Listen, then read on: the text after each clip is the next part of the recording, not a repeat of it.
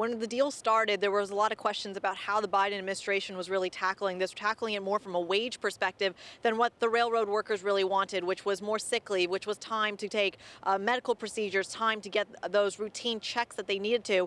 And that's really actually the game changer here, because as we're getting a statement from the two biggest unions in that 13 union alliance that you saw working with Marty Walsh and with the Biden administration, the biggest two actually just released a statement and said, well, actually, we got exactly that. Not only did you get one additional day off, you also got paid, for example, for that additional day off.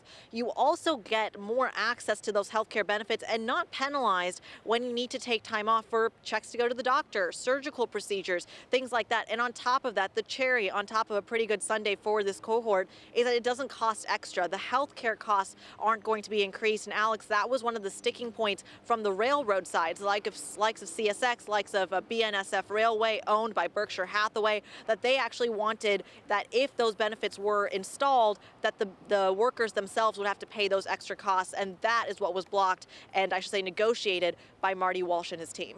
Kriti, how quickly does the network get back to normal?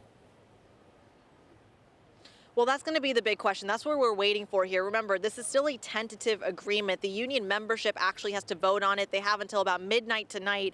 But what's key here is that they actually have a cooling off period. Built into this tentative agreement is that if the union membership does not go through, they have about 3 weeks still where they're going to be discussing and negotiating further on some of the smaller issues, some of the fine print. And then further, the question comes back to, does Congress impose this deal on the workers, or do the workers actually go on strike? So that's going to be the question in a couple of weeks. But from an economic perspective, Guy, we are still waiting from the likes of CSX, the likes of Amtrak to resume operations. We heard from Amtrak earlier today that they are looking to get back to a more normal schedule after canceling their long distance train service yesterday. Of course, the Northeast Corridor, which is their busiest corridor, unimpacted by that. But that's what we're waiting for. Remember, grain shipments, intermodal cargo, those are still halted, and that's going to be the game changer for the economy.